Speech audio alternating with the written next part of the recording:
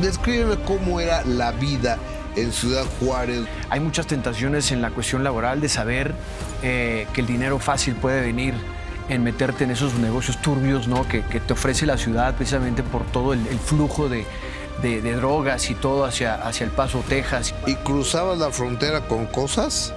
En un momento determinado sí, lo logré hacer. ¿Cómo se conocen Paulo Quevedo y Toño Verum? Lo conozco en el gimnasio. Tú cantas y yo, obvio, claro. Yo ya me veía con las manos en el piso así, esperando el cue de Siempre en Domingo. Pero esos sueños venían con un cierto daño colateral, en donde ya empiezas a sentir que lo que estás haciendo hay un precio que pagar. ¿Acoso sexual, podemos decirlo? Yo firmé mi sentencia de 5 años con el señor de un infierno, pero la pandemia nos llegó. ¿Murió tu mamá? Mi madre muere por el COVID, que yo me acuerdo que me volví loco y le pedí yo al director ahí del hospital que por favor me vistiera de astronauta y que me permitiera entrar y decirle y susurrarle, ¿no? Que su nieto, pues que su nieto ya está en camino. Tienes 2 tumores en la garganta, ¿correcto? Sí, es que uno es benigno. Uno es benigno y maligno. otro es cancerígeno. Sí, porque automáticamente uno dice, yo no puedo estar aquí ya. Chao.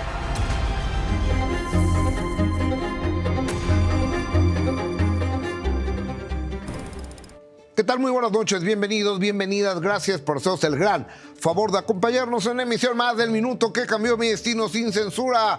De manera muy respetuosa, los y las saludos, soy Gustavo Adolfo Infante. Mi invitado esta noche es un alma rebelde. Desde que era niño, la separación de sus padres lo marcó y aprendió que a la hora de tomar decisiones vale todo.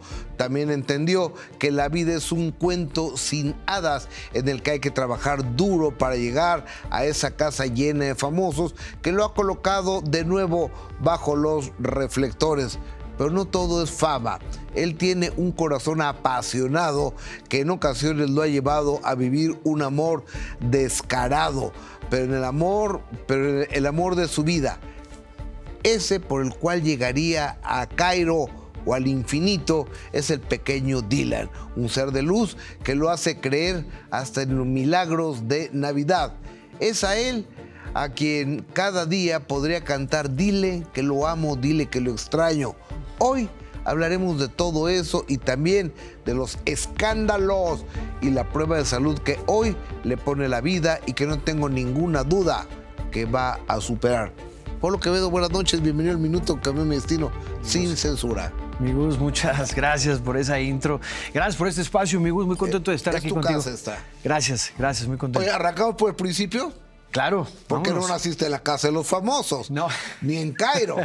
No. Naciste en Ciudad Juárez. Nací en Ciudad Juárez, Chihuahua, mi Gus. En Juaritos. En Juaritos, la ciudad de la furia. Una ciudad difícil. Una ciudad, y lo digo, y ojo, es una ciudad formidable, la verdad, digo, me dio mi carácter. Una ciudad de carácter. Una ciudad muy difícil de crecer, precisamente por ser una ciudad fronteriza, donde tú vas a ver mucho movimiento, el narcotráfico, gente que crece ahí y todo, pues evidentemente no es como puras peritas en dulce lo que estás viendo alrededor tuyo ni nada. Yo vengo de una familia de 6 hermanos, yo soy el sexto, el pilón. Mi madre no planeaba tenerme a mí. Me nombra Pablo César después de ver un partido de Brasil, porque ya estaba hasta acá de nombrar a sus 5 hijos, de encontrarles nombre, y escogió un nombre de un futbolista y me puso a mí Pablo César.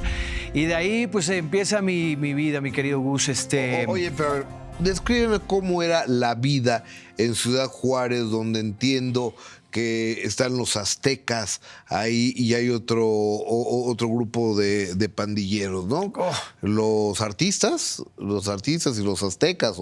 Mira, en aquel entonces yo creo que sí, la había, yo creo que ahorita ya debe haber más, pero definitivamente sí una ciudad difícil precisamente por lo que te rodea, por lo que ocurre ahí. Hay muchas tentaciones en la cuestión laboral de saber que el dinero fácil puede venir en meterte en esos negocios turbios, ¿no? que te ofrece la ciudad precisamente por todo el flujo de drogas y todo hacia El Paso, Texas y todo. Y muchos amigos se vieron en la tentación, cayeron. Me atrevo a decir. Sí, ¿no? Y me atrevo a decir, Gus, que pues en un momento determinado yo caí en eso, ¿me entiendes? Fue una tentación que, la verdad, pues me vi enfrentando. Fue muy fácil para mí, pero afortunadamente tengo 2 hermanos que siempre estuvieron ahí para mí y hasta la fecha lo siguen estando. Me encarrilaban cada vez que yo me descarrilaba, me enfocaban cada vez que yo me desenfocaba, me jalaban las orejas. O sea, ¿te enrolaste con algún grupo de ellos? Pues no específicamente, sino clandestinamente yo hacía de las mías y empezaba y todo, y era muy fácil recibir dinero fácil y todo. Pero mira, lo bonito... ¿Pero qué llegaste a hacer? ¿Vender sustancias? Pues, fíjate que sí, en un momento yo estaba bien joven, o sea, yo estaba como, por ejemplo, en mis 17 años, 17, 16 años, ¿me entiendes? Y eso ya era Ciudad Juárez y El Paso, Texas, porque yo ya estaba viviendo en El Paso, Texas. Entonces, para mí... ¿Y cruzabas la frontera con cosas? En un momento determinado sí, lo logré hacer. No estoy muy orgulloso de eso. No, claro que no, pero eso es... O sea, creo que el ayer de tu vida hace el hoy del hombre que eres, ¿no? Totalmente, sí. Porque, a ver, yo fui a la escuela, sí, en Juárez, sí, primaria. Me voy a vivir a El Paso, Texas. Y pues pasaba algo muy curioso conmigo. Y te voy a hacer un paréntesis, Gus. En el kinder, mi mamá era mi maestra. Y algo pasaba cada vez que yo salía de ese salón. Cada vez que yo salía, había un niño que me odiaba. Y llegaba cada vez que yo salía y me agarraba de los pelos, Gus. Y me sangoloteaba así. Ay, yo lloraba. Yo no entendía por qué este niño me agarraba de los pelos, ¿me entiendes? Y mi mamá pues empezó a percatar del asunto y pues era maestra. Entonces pues obviamente me protegía lo más que podía, pero hasta llegó un punto en el que un día me compró unos botines mi mamá. Y me dijo, mira, te vas a poner esos botines. Y si eso llega a pasar una vez más, tú le vas a dar unos patines aquí en la espina a él y no te vas a dejar. Pues dicho y de hecho, un día salí del salón, se me dejó venir otra vez el niño, me agarró de los pelos y yo mientras estaba así leí 2, 3, 4, 5, 6 patines, me acuerdo. Y con esto te quiero decir que a partir de ese momento, el bully del salón y yo nunca nos llevamos bien. Nunca nos llevamos bien y esto, te cierro el paréntesis, y hasta el día de hoy, por tener 5 hermanos que siempre me protegieron de la mejor manera, pues yo me sentía invencible, la verdad. Cualquier cosa, ahí estaban mis hermanos para mí. Fui muy peleonero, sí.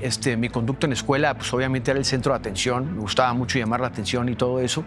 Pero cuando yo llego a caer en ese tipo de tentaciones y todo, pues ahí estaban mis hermanos para encarrilarme otra vez, ¿me entiendes?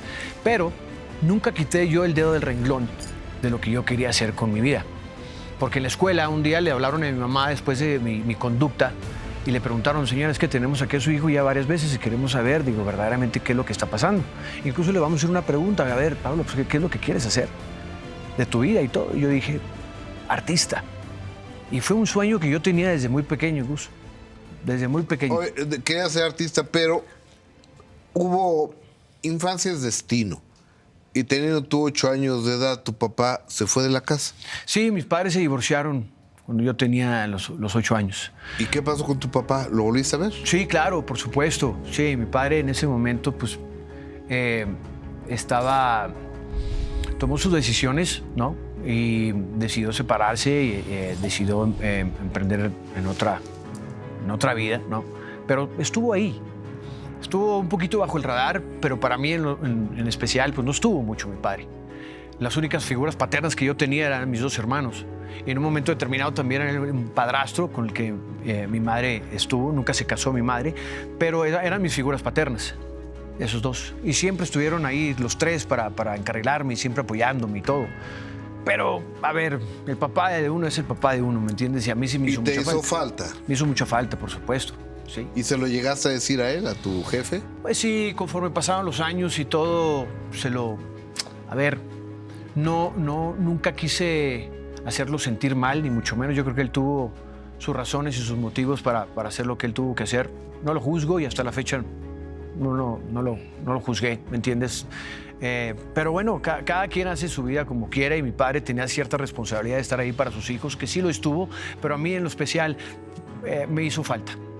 Me hizo falta porque yo a una temprana edad, yo me voy de Ciudad Juárez a perseguir mis sueños. ¿A qué edad?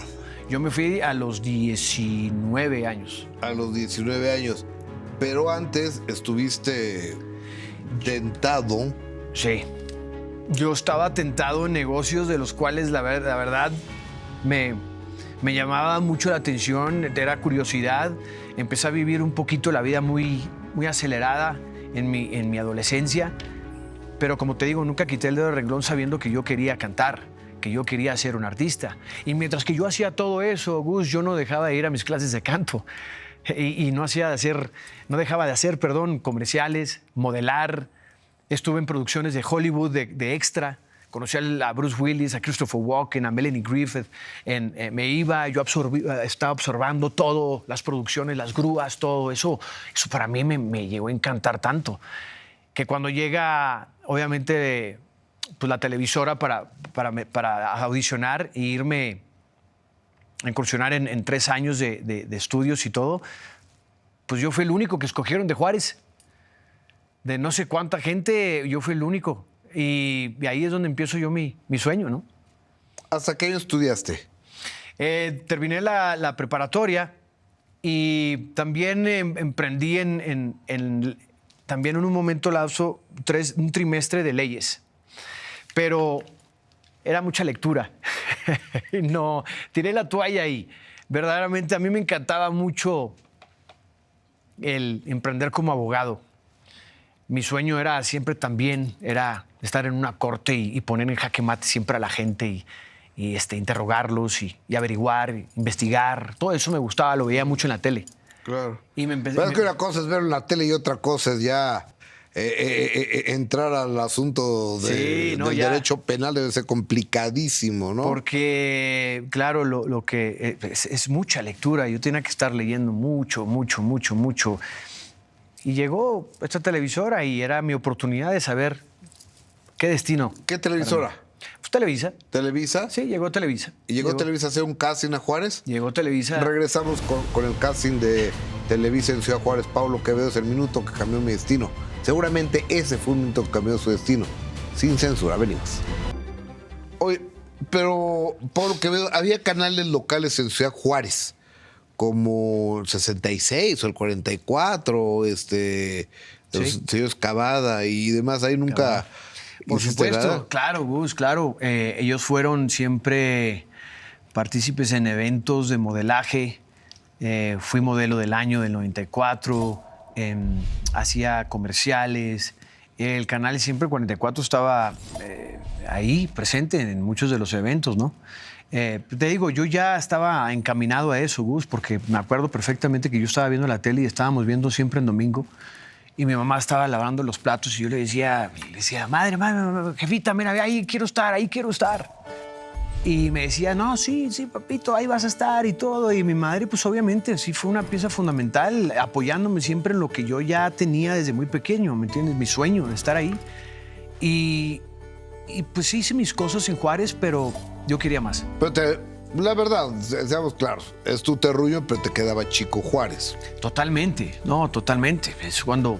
Llega a Televisa, hace un casting. ¿En qué consistió ese casting? Consiste en que uno tiene que audicionar. Me acuerdo que tenía que presentarme. Querían ver mi autenticidad, mi chispa, cómo me desenvolvía. Te ponían una escena ahí, algo, la hacías. Y pegué el chicle, Gus. Pegué el chicle, de ahí me aceptaron. ¿Y te viniste para México? Y son 3 años. ¿A estudiar? Son 3 años para estudiar.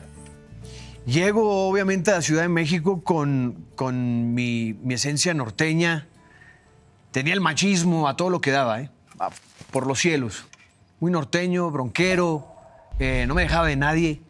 Llegué a Televisa, empecé ya las clases, me empezó a ir bien. Pues obviamente, tú sabes cómo les encanta a la gente, que sean muy traviesos y todo el rollo. Y un día conocí al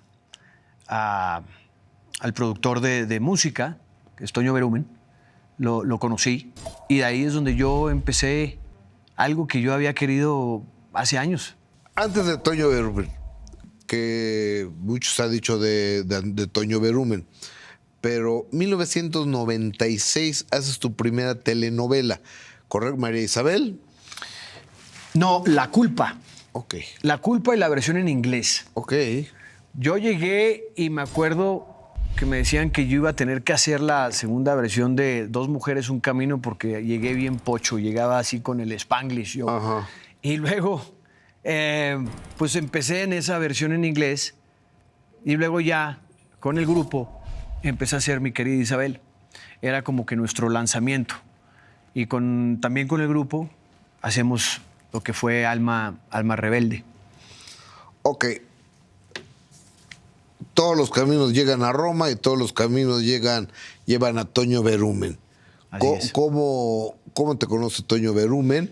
Que Toño Berumen había hecho Magneto, Cairo, Mercurio. Fey, Mercurio. Era como uno de los reyes Midas Sí. de la década de los 90, ¿no? Total.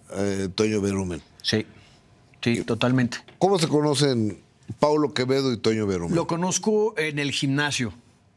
Un día yo estaba ahí, estaba dándole en el gimnasio, de repente veo que me señalan, me gritan y me dicen que me aproximara, y luego me dijo, oye, tengo curiosidad, ¿tú cantas?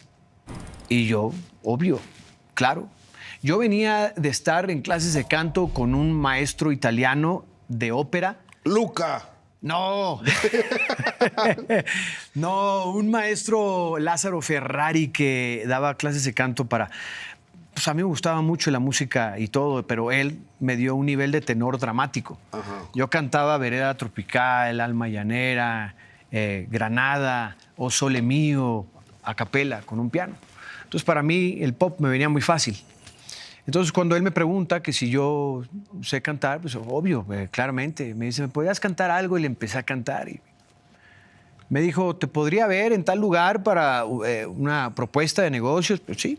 Y de ahí fuimos y es donde me puso... ¿En tal lugar en dónde? Ese fue en Hard Rock. Ajá. Ese fue en Hard Rock en Polanco, me acuerdo. Y En Campos Elíseos, ahí frente al Auditorio Nacional. Exactamente. Y ahí, Gus, fue donde empezó todo. Ahí es donde me aventó la propuesta de Tierra Cero, que él quería hacer un concepto de lo que fue Mercurio y Cairo. Fusionar los dos y sacas Tierra Cero. Y obviamente, pues yo feliz, imagínate. O sea, mi sueño, ¿no? Oye, pero, ¿y cuando llegas de Ciudad Juárez, muy norteño y muy machista y no te dejaba, pues tienes que llegar a vivir a algún lugar? ¿A dónde llegaste a vivir? Afortunadamente mi hermana vivía en la Ciudad de México, entonces pues yo me quedé con ella en esos principios. De ahí yo me iba a mi... ¿Cómo se llama tu hermana? Liliana Quevedo, sí. Liliana Quevedo. Hermana, ¿y cuánto te quedas en casa de Liliana? Yo me quedo como un año ahí. Me quedo como un año. ¿Y es que estaba casada? Sí, estaba casada. ¿Y qué opinó su marido de que llegó el cuñadito? No, el marido me amaba y todo, pero aparte ellos vivían ahí en la Ciudad de México y también en Cuernavaca. Ajá. Entonces, pues muchas veces ellos estaban en Cuernavaca, yo me quedaba en la casa de Ciudad de México, pues yo iba a mis clases, yo regresaba, entonces me empecé a adaptar mucho en la ciudad. E incluso yo manejaba, pero acuérdate que pues ahí ni siquiera GPS tenemos ahí la guía María esa. Guía Roji. Guía Roji, ándale, la Roji, que me perdí como 25,000 veces y gracias a perderme conocí la ciudad, empecé a empaparme ya con la esencia de la ciudad y de ahí pues ya empecé a agarrar como al toro por los cuernos, mis Gus, ya. Salieron frutos, empezaron a salir los frutos, empezaron las cosas a presentarse y emprendí en el grupo. Y el grupo, pues, imagínate, para mí, de ser este adolescente que siempre tenía presente querer cantar, en un momento determinado, Gus, yo ya me veía con las manos en el piso así, esperando el cue de Siempre en Domingo, para que empezara la canción y nosotros empezáramos a cantar. Y fue maravilloso. Me dieron la patadita y todo. Déjame hacer una pausa comercial, regresar para que me cuentes qué pasó cuando llegas. Foro 2 de Televisa San Ángel, Siempre en Domingo. No, mal recuerdo, sí. Foro 2 de Televisa San Ángel, Siempre en Domingo, con la conducción del señor Raúl Velasco. ¿Con Tierra Cero fue esto? Tierra Cero. Con Tierra, regresamos. Venimos. Yo me quiero suponer que le dijiste a todo mundo, y voy a estar en Siempre en Domingo este domingo, supóngome yo, ¿no? Imagínate, toda mi gente de Ciudad Juárez que me vieron en ciertos eventos ahí locales y todo, y que de repente sabían que Pablo ya estaba en Televisa, Pablo ya estaba en la Ciudad de México, y de repente ya estoy en los escenarios de Siempre en Domingo con el señor Raúl Velasco. La verdad era un sueño hecho realidad. Y la patadita que pues la veía yo por televisión, ¿no? La patadita del debut y todo, la recibí de parte del señor Velasco y pues mira, esas son las cosas que yo digo, Gus, no me puedo quejar de mi infancia, de la adolescencia que tuve. Yo fui un adolescente lleno de sueños, ¿me entiendes? Pero esos sueños venían con un cierto daño colateral. Daño colateral. ¿Cuál era el daño colateral? De saber que desde muy joven, pues tú sabes, ¿no? Lo bonito de tener sueños hasta de cierta edad y querer emprender en un mundo del cual visualizas estar cantando arriba de los escenarios, te visualizas así con el éxito en esa edad, ¿no? La aceptación del público. Llegar y saber que se te dio y estás ahí, pero a lo largo empiezan problemas, empiezan circunstancias de las cuales te empiezas a cuestionar mucho. Y verdaderamente fueron episodios muy amargos en mi vida, muy difíciles en mi vida, en donde ya empiezas a sentir que lo que estás haciendo hay un precio que pagar. Y eso es lo que yo no entendía. Empezaba a ver yo y notar cosas muy raras por parte de mi productor, que yo no estaba de acuerdo, y era constante. De Toño Berumen. Toño Berumen. Y eran constantes y constantes. Y un día yo ya estaba un poquito hasta acá. Y me vi obligado en un momento determinado ya a enfrentar esa situación, una demanda de golpe. ¿Le pegaste? No le pegué. No le pegué, pero me vi obligado a hacerlo porque me vi acorralado en situaciones muy complicadas, difíciles de digerir en ese momento de mi vida. Y por suerte de haber crecido yo en cierta ciudad, de no haberme dejado del bully del salón, de nunca dejarme, de tener la adolescencia que tuve, que fue ruda, gente como esa no me va a traspasar. No perdí mi dignidad y es algo que hasta la fecha estoy tan orgulloso de eso. ¿Pero en qué momento fue eso? O sea, ¿cuál era acoso sexual, podemos decirlo? Intentos, muchos intentos. Yo no sabía cómo digerir eso. Yo no sabía... ¿Qué edad tendrías? Yo tenía 20 años, 19, 20 años. Sí, claro. Estabas en Tierra Cero. Estaba en Tierra Cero. Yo no sabía cómo enfrentar esa situación, Gus. Era complicada. No entendía. Y en el momento que yo ya llego a ese punto de tener el ademán de querer golpear y decir, güey, ya, o sea, ¿qué pasa? En ese momento yo salgo de Tierra Cero. ¿Te corrió? Sí. A mí me corre de Tierra Cero. Y es algo que... O sea, te corrió por no acceder a estar con él. Correcto. Mira, lo divulgo de esta manera porque es algo que yo he callado por durante años. ¿Nunca lo habías dicho, ¿verdad? No, nunca lo había dicho. Nunca lo había dicho, Gus, porque en primer lugar era una etapa donde no existían los celulares, no existían los videos, no existía cómo tener evidencia. ¿Me entiendes? Hace 30 años. Hace 30 años. Pero hoy en día hay no tengo nada que ocultar. Yo, incluso, mucha gente a veces no comprende por qué soy como soy. Y no entiende por qué soy como soy en una casa de los famosos, enfrente a todo ese tipo de personalidades. ¿Por qué no me dejo? Pues estas son las razones, ¿me entiendes? Esas son las razones por las cuales yo tuve que enfrentar mucha adversidad en mi vida en lograr mis sueños. Ese tipo de cosas a mí me destrozaron. ¿Pero qué te dijo Berumen cuando le dijiste, pues, ya párale? No es de que, no es de que me haya dicho, sino simplemente era lo que yo no permití que procediera y que continuara, ¿me entiendes? En un momento hago una demanda así, me corre y Y evidentemente ahí todos mis sueños se me cayeron. Se me desmoronó mi mundo por completo. Me acuerdo que yo empecé a llorar. Me acuerdo que yo le hablé a mi madre llorando. Me acuerdo que yo le dije lo que me había pasado y todo. Mi madre simplemente lloró junto conmigo, no lo podía creer, estaba destrozada, me acuerdo. Me inyectó mucho, me dio tanta esperanza, me tranquilizaba. Pero, como te digo, yo nunca me dejé. En ese momento pues, yo tenía muy buena relación con Arturo Velasco. ¿Me entiendes? Y yo... Arturo Velasco, hijo de Raúl Velasco. Exactamente. Que tenía una parte de Televisa Música, ¿no? Correcto, sí. Y yo tenía muy buena relación con él. Y pues yo un día pues yo le hablo, ¿no? Y me desahogo. Y le digo, mira, Turi, me está pasando esto. Y me pasó y estoy devastado. ¿Y por qué a él? Porque él estaba asociado con Toño Veruben en ese momento. Eran socios. Arturo no le pareció en lo más mínimo, en lo absoluto. Me dijo, te marco en 10. Recibí una llamada, me dijo, vas a recibir una llamada de Toño. Atento a eso. Y cuando eso sucedió, Toño me dijo, te veo en la oficina aquí para firmar contrato. Entonces, claro, cuando yo llego ahí, yo firmé mi sentencia de 5 años con el señor de un infierno. De un infierno.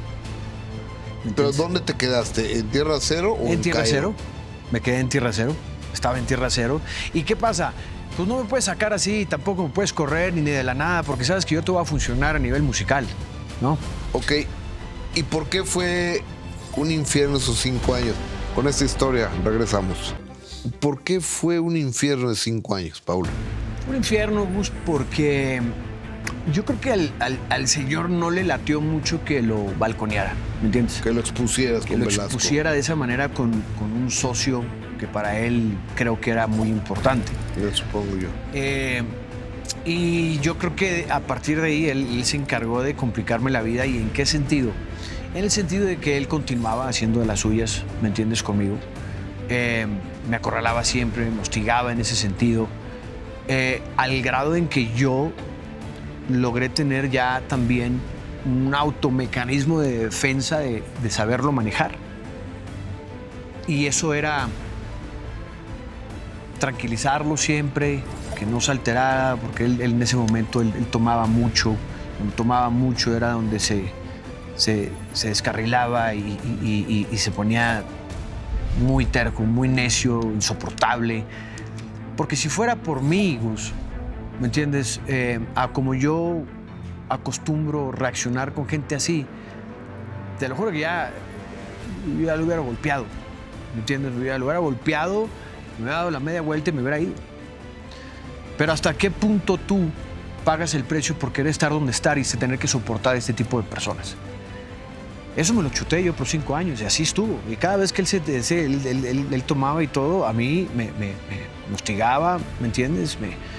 Se me insinuaba todavía y yo tenía que estar manejando eso con pincitas. Putz.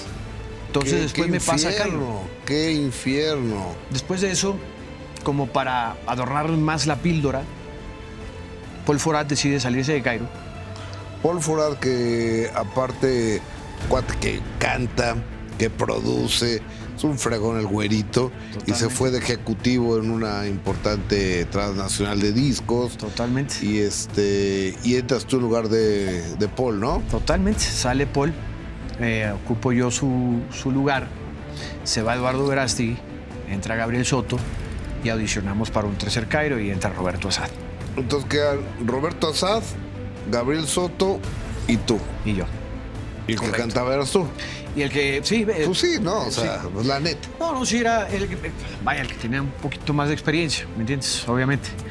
Entonces empieza esta faceta y él queriéndome dorar la píldora de saber que, mira lo que yo estoy haciendo por ti, hija. Mira, en Cairo, hasta cierto punto, continuó mi pesadilla, ¿me entiendes? Pero ahí era ya más manejable la situación. Ahí yo ya pintaba una raya, ¿me entiendes? Yo ya le hablaba de cierta manera, con una cierta exigencia y autorización. y le pintaba la red y le ponía las cartas sobre la mesa. Ahí empezó ya a suavizar todo eso. Pero cuando tú te volteas y ves tu recorrido y ves tu historial de lo que tú has logrado, hecho, grabado y todo, lo curioso de todo es que yo nunca recibí un peso de nada. ¿Cómo? De las ventas de discos, de regalía, de todo eso. Lo único que yo me metía a mi bolsillo era los shows, los conciertos. Ajá. Eso era nada más. Súper leonino los contratos, ¿no? Me supongo. Sí, claro. Abusivos, gandallas y todo para él. Exactamente. Digo que no es sorpresa. Pues, obviamente, lo que yo estoy aquí divulgando no es sorpresa para nadie. Pero simplemente esas eran las cosas que yo tenía que estar enfrentando, digiriendo y no entendiendo. ¿Y por qué? Porque yo estaba logrando mi sueño. ¿Me entiendes? Unas cosas por otras. Ya cuando la situación se pone ya todavía en una atmósfera ya de tensión, de saber que ya ni siquiera le hablaba al Señor, ya lo ignoraba de cierta manera, pues eso se empezó a poner un poquito más tedioso, más turbulenta la cosa, porque entonces ya no era como una relación de negocio, ya nos desamparaba. Ya era como que háganle como quieran, manéjense ustedes. Y pues no se vale, ¿me entiendes? Hasta que llegó un momento, Gus, que me vi obligado ya a irme a la actuación. Obligado a irte, o sea, tú no querías ir a la actuación. En ese momento yo quería un proyecto de solista. Ajá. Yo quería cantar. Para mí mi sueño siempre ha sido cantar. ¿Y qué ha pasado con eso? Cuando yo decido salirme también de Cairo, yo empiezo a indagar y ver y poner en la mesa mi concepto musical. Pero de disqueras no quieran trabajar conmigo porque sabían de dónde venía yo. Y venía yo de la escuelita de Verum. Y entonces traías el estigma de Verumen encima. Tenía la etiqueta y el estigma de Verumen, en donde muchas disqueras no querían eso. ¿Por qué? Porque sabíamos que él era una fábrica de grupos musicales no tan genuinas, ¿no? ¿Me entiendes? Pero lo que pasa es que, bueno, yo sí, yo grabo, yo canto. Nunca se me dio la exposición ni la ayuda para, por ejemplo, nuestro último disco, que fue Pasiones con Cairo. Salió un sencillo. Desde ahí se fue toda la basura. Todo lo que habíamos grabado, todo lo que yo quería que la gente escuchara, que me escucharan a mí, que vieran mi potencial. Oye, ¿y lo platicaste con Asad y con Soto, con Gabriel y con Roberto esto? Claro, por supuesto. ¿Y ellos qué? Digo, porque creo que nunca lo han dicho ninguno, ¿no? No, razones tendrán, Gus, ¿me entiendes? Digo, a ver, si hay algo que le tenemos que agradecer a Verumen, pues sí, él era muy estricto con nosotros. Nos inculcó muchas cosas que una figura paterna siempre haría por sus hijos, ¿no? Que era los modales, aprender de buen paladar, saber expresarse bien, desenvolverse bien, este tipo de cosas. Pero hasta ahí. Entonces yo creo que para muchos igual fue suficiente de quedarse con eso y no reprochar quizás lo que ellos no tenían intenciones de querer lograr, como ser solistas, ellos o no sé. Razones tendrán ellos mismos, muy respetable, lo platicamos siempre, pero no nos quisimos meter ahí en una playa de 3 varos y causar un revuelo con esto. Oye, ¿lo has vuelto a ver a Toño Verumen? No, ya no lo he vuelto a ver para nada. O sea, de vez en cuando, hace años, un día me escribió por Facebook y le respondí, hasta ahí. Pero ha sido una persona que para mí, Gus, estuvo en su momento, me dio oportunidad, que por eso estoy muy agradecido por las oportunidades que él me dio, pero lamentablemente mi sueño se vio atrofiado. Opacado, ¿me entiendes? Y eso es la frustración que yo tuve por muchos años, de saber, no se vale tener tantos sueños en la vida, querer emprender en un mundo tan complicado y difícil y tener a veces que pagar un precio por ello. Y quizás hoy por hoy en mi México, pues yo no me he ganado el respeto ni tengo un reconocimiento de lo que yo he hecho, porque por eso te digo, a mí me tocó ser profeta, que nadie es profeta en su propia tierra. Y me tocó irme de aquí. Te tuviste que ir a Telemundo. Me tuve que ir a Telemundo. Y en ese momento donde yo me voy de aquí, me voy a Te autodesterraste con esta historia. Regresamos, además tenemos que hablar también de la Casa de los Famosos y por supuesto de la salud. Él es Paulo Quevedo. A una pausa, regresamos. Paulo Quevedo, y con las telenovelas que no se han proyectado mucho en México porque han pasado más bien en la pantalla de Telemundo, encuentras una beta laboral y un modus vivendi. Sí. ¿Cuántas telenovelas has hecho allá? Wow, mira, pues en ese momento donde yo ya decido dejar Cairo y todo, me voy a Brasil con el primer proyecto que Telemundo tenía con Rede Globo. Ok. Un proyectazo también, que era un estelar. Para mí era algo que yo quería aprovechar después de lo que yo venía. Ese proyecto, de ahí, pues, me voy a Colombia, trabajo en Perú, trabajo en Venezuela y aterrizo en Miami. Y con ellos, pues, me aventé, muchas novelas, la verdad. Por eso te digo, o sea, la pantalla que yo obtuve a nivel internacional, pues no me arrepiento, verdaderamente me dio mucho aprendizaje, me dio mucho conocimiento de diferentes maneras laborales de cómo trabajan ciertas televisoras y todo, que si me arrepiento verdaderamente de irme de México, mira, a ver, yo me tuve que ir precisamente por lo que yo estaba viviendo, ¿me entiendes? Porque yo me sentía clausurado aquí en México. Y cuando tú ves un estelar así, pues ¿por qué no te vas a ir? ¿Por qué no te vas a prestar a hacer eso? Y aparte uno tiene que ir donde es el trabajo.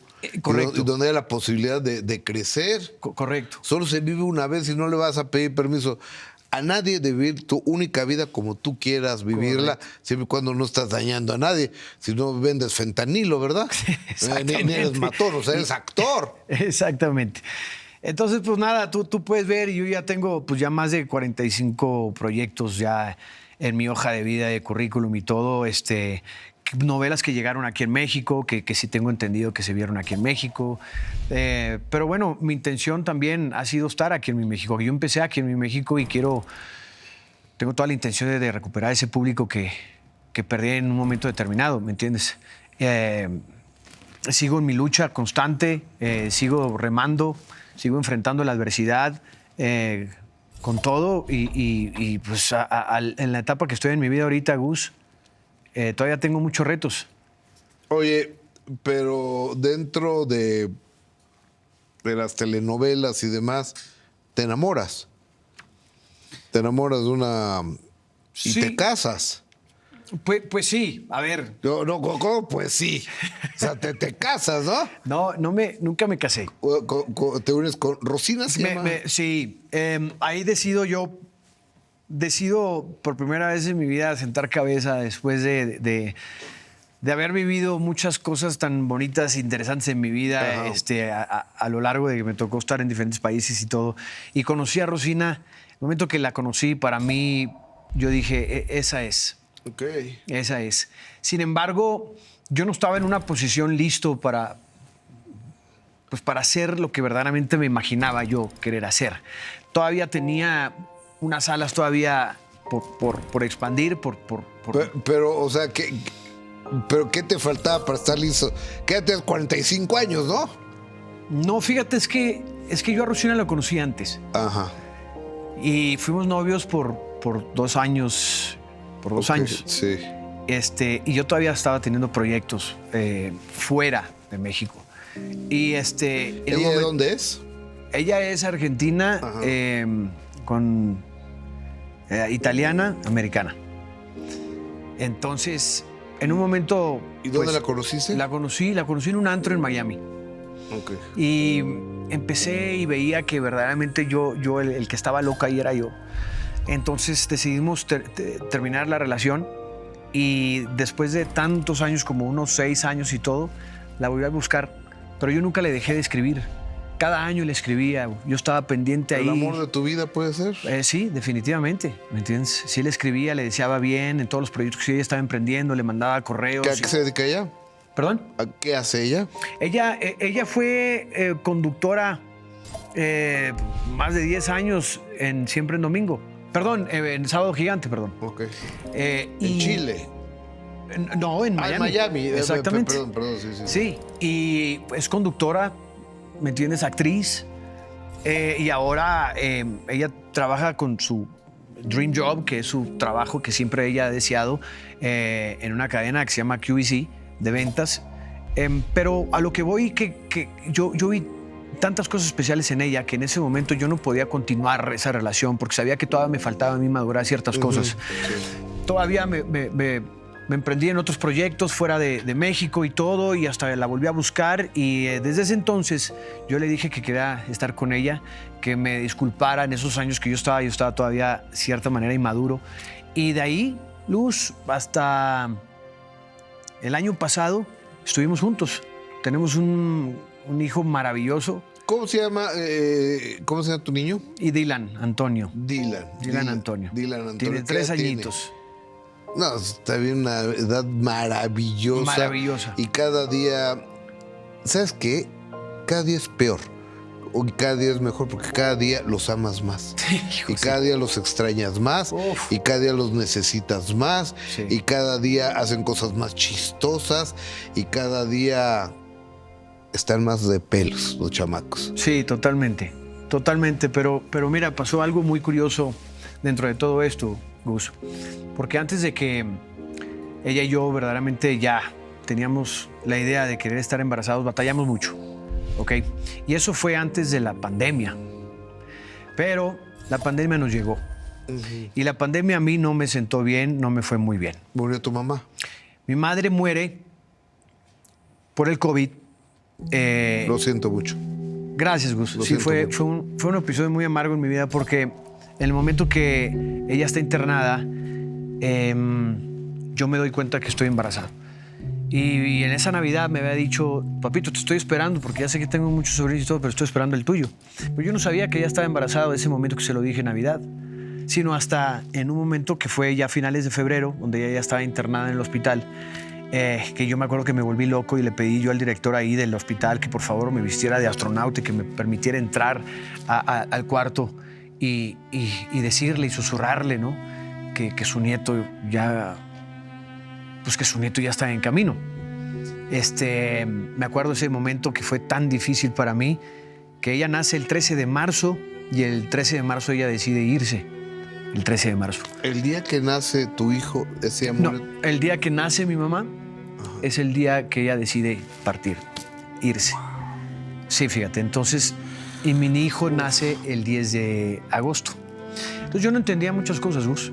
Yo tenía 1000 preguntas, 0 respuestas. Yo no entendía por qué alguien como mi madre a veces se tiene que ir para que llegue alguien más, y en este caso mi hijo. Fue muy, muy oscuro esos momentos para mí. Eran momentos de alegría total y momentos de tristeza. Rotundamente, continuamente. Yo no entendía mucho. Y luego la pandemia. Me mudé a Pensilvania, a Filadelfia, en donde ningún familiar podía venir por la pandemia. No podíamos salir. Yo no podía salir porque estaba a menos no sé cuántos grados, lleno de nieve. Ya sabes cómo es allá. ¿Y te cambiaste por qué? ¿Por Me cambié Rosina? porque a Rosina le dieron el trabajo que ella siempre quiso. Entonces, ya estando allá, viví los episodios más fuertes de mi vida, en donde no te miento, yo por dejar que Rosina sanara para que estuviera ya bien, para emprender en su trabajo, yo me quedé con mi hijo por 7, 8 meses, cambiándolo, despertando, tú sabes, ese proceso. Un momento yo me vi saliendo corriendo por la puerta. ¿Por qué? Porque yo no entendía muchas cosas. Yo no estaba verdaderamente... Yo ya no había trabajado, lo de mi madre, no tenía familiares, me mudé a un lugar que no conocía, no podía salir porque hacía un frío de la fregada. ¡Wow! Pero ese momento, no sabes la conexión que yo pude tener con mi hijo. Me dio una conexión inmensa que hoy por hoy... Obviamente me ve por videollamada y la emoción, cómo salta y cómo grita papi y todo, no tiene precio, ¿me entiendes? Y pues ahí es donde termina la pandemia y vuelvo a emprender en un proyecto con Televisa que se llama La Piloto y regreso para hacer Las Estrellas Bailan en Hoy. Okay. Y luego me meto ya a lo que fue La Casa de los Famosos la temporada pasada y me vuelvo a meter a esta. Ok. En La Casa de los Famosos anterior te haces muy amigo de Cristina Porta, ¿se llama Cristina Correcto. Porta? Una chica, entiendo, española, corrígeme. Correcto, sí. Que se les veía muy juntitos. Sí. Y después, según me entero, va Rosina. O sea, si estoy en un error, por favor, corrígeme inmediatamente y lo corregimos al aire. Total. Y le dice, oye, yo soy la esposa o la mujer de Paulo Quevedo. Y Cristina le dice, pues qué raro, porque él nunca me dijo que estaba casado. ¿Así fueron las cosas? Técnicamente no. O sea, lo que pasó fue que yo ya venía... Entonces, ¿cómo fueron? Mira, te explico. Obviamente en la pandemia, yo te digo, fue muy difícil para mí. Yo arrastré muchas cosas. La relación se empezó a deteriorar. Ok. Con todo eso. O sea que yo arrastré muchas cosas ya al reality pasado, al de la temporada 4. Cuando yo me meto ahí, después de tantos años de haber no estado en un reality, el reality jugó mucho con mis decisiones. La ansiedad jugó mucho con mis decisiones. Tomé muy malas decisiones en dejarme llevar por cierta amistad que se fue tornando en cierto coqueteo. Ya cuando me di cuenta, ya era demasiado tarde. Yo salgo y tuve que enfrentar mucha adversidad en el sentido que el show, cuando Rosina llega, dice que llegó la esposa de Paulo. ¿Cómo es posible que Paulo encima está casado y está haciendo lo que está haciendo? Pues obviamente se oye peor y toda la cosa. Ojo, nuevamente, no lo justifico mis acciones, pero si tú le avientas ese título va a estar peor. Ella no llegó con ella y le dijo yo soy la esposa, porque no dijo que era la esposa. El show dijo que era mi esposa. Okay. Entonces, claro, ahí es donde se da cuenta por escuchar lo que dijo el show, que encima yo estaba casado, y se me genera un hate inmenso, tremendo, del cual yo, por tantos años de no vivir ese hate, porque mi hate era rosa, mi fanática era rosa, sino hasta que yo entro a este reality y me doy cuenta y vivo el hate. Y eso me afectó mucho, Gus. Me afectó muchísimo. No, pues, ¿cómo no? O sea, uno tiene la piel gruesa, pero duele y duele mucho. Pero no sabes cómo digerir tanto odio. Empiezas a meterte en las redes sociales y te discriminan, te pisotean, te juzgan, te critican. Y yo sabía que iba a estar expuesto a la crítica, pero no sabía que iba a estar tan fea la situación. Me tocó hacer una reflexión profunda en enfrentar a Rosina, en disculparme, en aceptar mi error, mis malas decisiones que tomé, con mi público también, con mi propia familia. Incluso mi familia, hasta mis hermanos me dejaron de hablar en un momento determinado. Y tuve que digerir eso. Tuve que digerir mucho. Me di cuenta que abrazar los momentos tan oscuros, tan negativos, tan agrios, le ayuda a uno a reflexionar y a corregir, pero no sin antes aceptarlos. Como yo he dicho muchas veces, a mí no me define las malas decisiones que yo tomé. Lo que me define es cómo yo puedo corregir y implementar y reivindicarme en hacer lo correcto. Oye, a ver, entonces, ¿cómo quedó con Cristina Porta? Pues nada ya. No, porque verdaderamente lo que se generó con Cristina Porta dentro de reality es una fantasía, Gus. Allá adentro tú no puedes... Eso no era mi realidad, no es la realidad de nadie. Lo que tú puedas generar allá adentro y todo no va a ser lo mismo afuera. Y fue donde yo me estrellé. Definitivamente yo le aposté a eso y me estrellé. Oye, y el día de hoy, en este 2025, si Rosina está viendo este programa, ¿hay algo que decirle? No, totalmente. A ver, como lo he dicho muchas veces, Rosina la tengo en un pedestal, o sea, ha sido mi impulso, mi apoyo en todo el sentido de la palabra. Es mi otro pulmón, ¿verdad? ¿Pero no estás con ella? No estamos ahorita juntos, no le estamos, hablamos, tenemos muy bonita relación.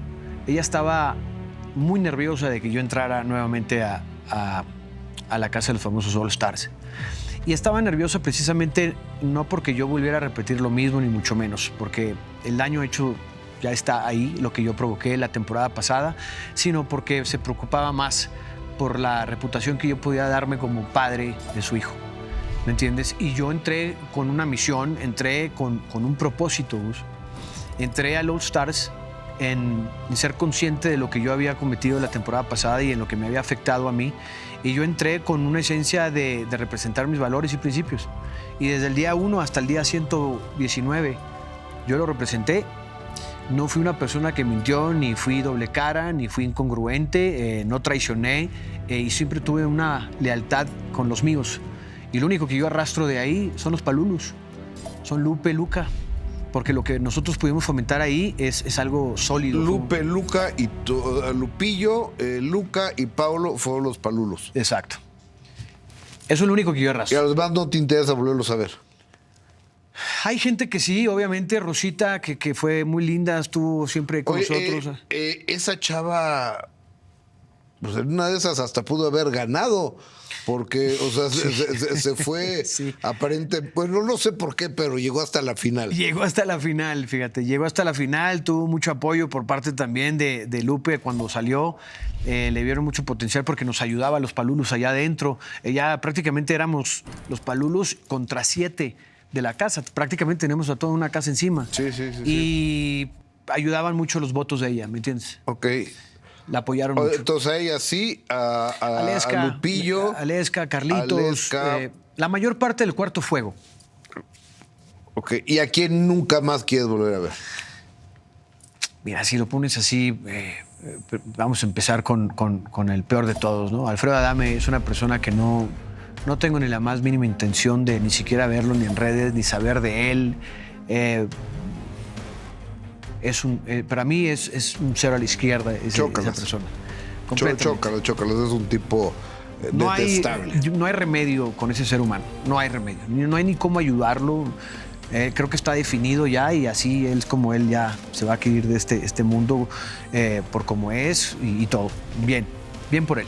Por el otro lado, pues tienes a los otros que dieron guerra, ¿no? Dieron guerra, me pusieron a prueba y les doy las gracias porque por ellos pude controlar mis demonios, ¿me entiendes? Siempre pude tener un temple de no pasarme como ellos se pasaron. ¿Quiénes? Pues tenías el Rey Grupero. Caramelo de vez en cuando, ¿me entiendes? Que todavía le doy crédito a Caramelo porque conocí a su madre y verdaderamente me di cuenta que es una persona que sí tiene sus valores, pero le falta mucho por aprender a Caramelo, ¿me entiendes? Yo creo que este triunfo ojalá no lo maree, no lo desbalancee.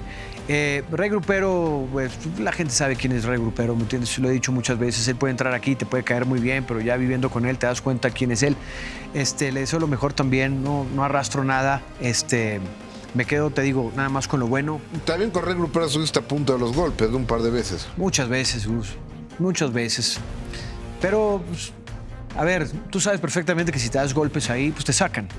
¿Me entiendes? Es nada más el ademán de querer amenazar. Y... Sí, es lo que yo decía.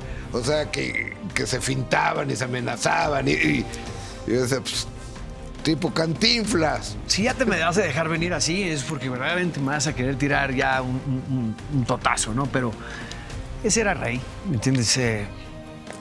Por eso ni hago tanto énfasis y todo. Lo que pasa es que yo tenía ahí a Rey para jugar, para dar show y todo el rollo, y a la misma vez, pues fijar bien y fijar una postura en lo que yo represento como ser humano.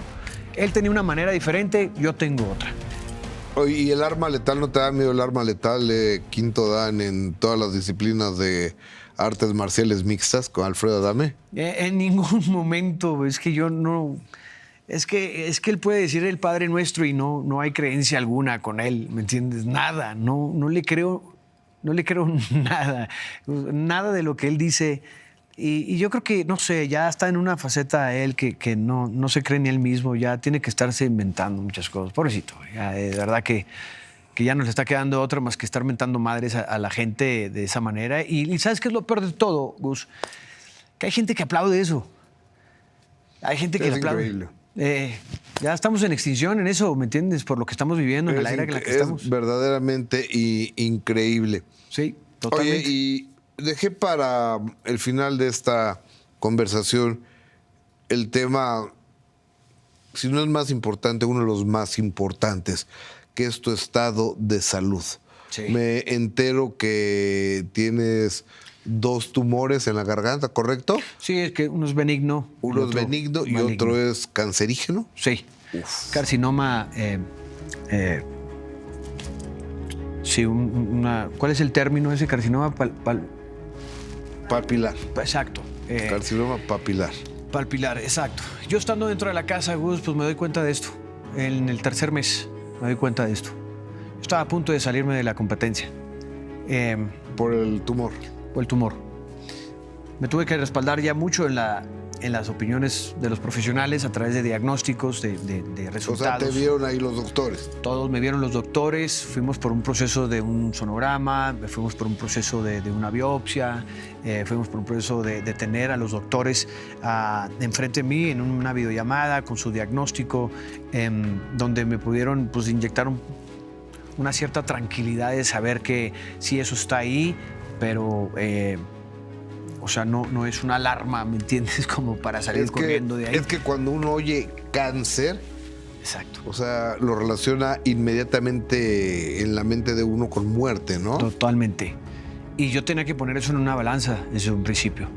Y cómo es y muy interesante lo que dices, porque automáticamente uno dice, yo no puedo estar aquí ya. Chao. Sí, es lo que yo dije hace rato en YouTube, ¿no? Pues ya vete al hospital. O sea, ¿qué estás haciendo aquí? Sí, claro. ¿Qué estás haciendo aquí? Ahora, yo basado en lo que yo vi, basado en el desglose que me dieron los profesionales, los doctores y todo, determinaron que de cierta manera el tumor no estaba en una condición crítica donde podíamos determinar que, o sea, ya, salte ya, tenemos que meterte al quirófano. Faltaban 3 semanas. Decido continuar precisamente porque tenía mucho la esperanza de saber que lo que yo venía sembrando durante los 3 meses pues iba a tener un resultado favorable, ¿me entiendes? Lo dejé al lado y pues decidí darle con todo, mi Gus. Obviamente el 5.º lugar me supo muy amargo, la verdad. O sea, pasé por mucho ahí dentro, me ensucié las manos, enfrenté la adversidad muchas veces, estuve al punto así de volverme loco, me tenía que encerrar yo en el baño para resetearme, para reagruparme, para tranquilizarme, para enfrentar las cosas con la diplomacia que tenía que enfrentarlas y pues sí, fue un trago muy amargo, pero... O sea, era un juego contigo mismo, ¿no? O sea... Sí, claro, también. Era con tu mente. Claro. Con tu aguante, con tu tolerancia, ¿no? Todo eso, saber que tienes eso aquí, ¿no? Saber que tienes que enfrentar esta gente, saber que tienes que estar al margen de lo que tú decidiste implementar en el juego, de saber que eres la resistencia, de creerme que soy la resistencia. Y hasta la fecha no tengo la menor duda que fuimos la resistencia. Y lo digo, te lo dije, o sea, no lo digo por Caramelo, lo digo porque otra vez ganó la vulgaridad. Y no es el ejemplo que debemos estar aventando ahí. Entonces, ¿por qué? Si Caramelo ganó. Caramelo ganó, sí, pero fue impulsado por Maripili. Eso ya estaba, de cierta manera, cocinado y el apoyo que ella dice y lo que ella influye dentro de la producción y tiene un peso. O sea, tiene un peso para el reality, la señora. Sí, tiene un peso, ¿me entiendes? Y por eso es que habla como habla, con convicción, con determinación, como si verdaderamente pues, lo que ella dice va. Y eso es lo que voy. Y no puede ser que estemos ganando así, estamos dando los mensajes erróneos a la gente. Por eso que estoy recibiendo yo mensajes de descansa en paz en el hospital. Te vas a morir. Te vas a operar, ¿verdad? Me voy a operar ya, me opero. Pues mira, yo espero, por supuesto, a título personal, poner una veladora, amigo. Gracias, y gracias. Hay un Dios que es el que finalmente decide más que un oncólogo, pero pues hay que ayudarle también. Sí. Hay que poner uno de nuestra parte para que el oncólogo funcione. Sí, totalmente. Y acuérdate que tienes aparte de actor y cantante y demás, tienes una responsabilidad hermosa que es Dylan Antonio. Completamente, ese es ahorita el papel más importante. El enfrentar esta batalla es lo que más me interesa, es mi misión, salir y con todo lo que he adquirido con este taller tan intensivo que tuve, estar encerrado y aprender tanto y herramientas de control y de muchas cosas, quiero estar ahí para mi hijo, no seguir los patrones que yo he tenido en mi vida desde mis inicios, desde mi crianza y todo, no continuar con ellos y quiero estar con mi hijo lo más que pueda. Claro. Yo te agradezco, así va a ser y espero verte después de tu operación. Gracias, mi querido. Muchas gracias por estar aquí, Pablo. Gracias, güey, por este espacio, de verdad. Hasta siempre, gracias. Gracias. Él es Pablo Quevedo. En especial, gracias a ti, gracias a usted por su fina atención. Si Dios nos presta vida y usted, su amable presencia, próxima semana, mismo horario, mismo canal, tenemos otro minuto que cambió mi destino, sin censura. Muy buenas noches, muchas gracias.